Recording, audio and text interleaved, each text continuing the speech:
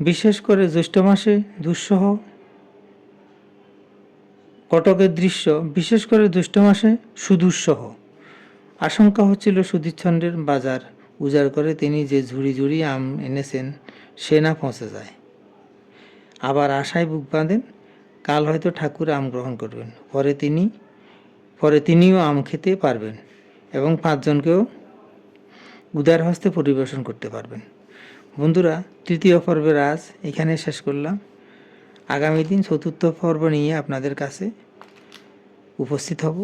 এখন আমি শ্রী ঠাকুরের একটি বেদবাণী আপনাদেরকে পড়ে শোনাচ্ছি।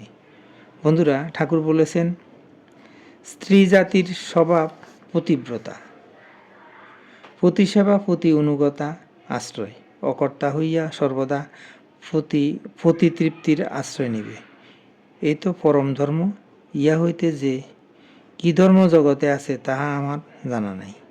প্রাণের দাস হইয়া থাকিলে গুণত্রয় হইতে নিষ্কৃতি পায়।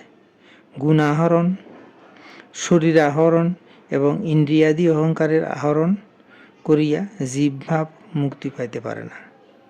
গুণাদি দ্বারাই ঐহিক বৈভবাদির উন্নতি লাভ করিয়া কল্পক্ষয়ান্তের দাস হইতে হয়, মুক্তি পাইতে পারে না।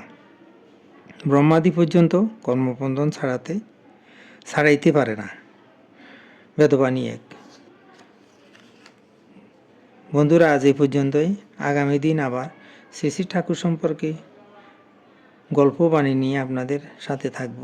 বন্ধুরা, চ্যানেলটি যদি আপনাদের ভালো লেগে থাকে তাহলে চ্যানেলটির পাশে থাকবেন, আর নতুন বন্ধু হলে সাবস্ক্রাইব করতে ভুলবেন না প্লিজ। ঠাকুর সম্পর্কে আরও নতুন নতুন তথ্য পেতে বেশি বেশি করে লাইক, শেয়ার, কমেন্ট করবেন। ধন্যবাদ, ভালো থাকবেন। জয় গোবিন্দ, গুরু কৃপায় কেবলম।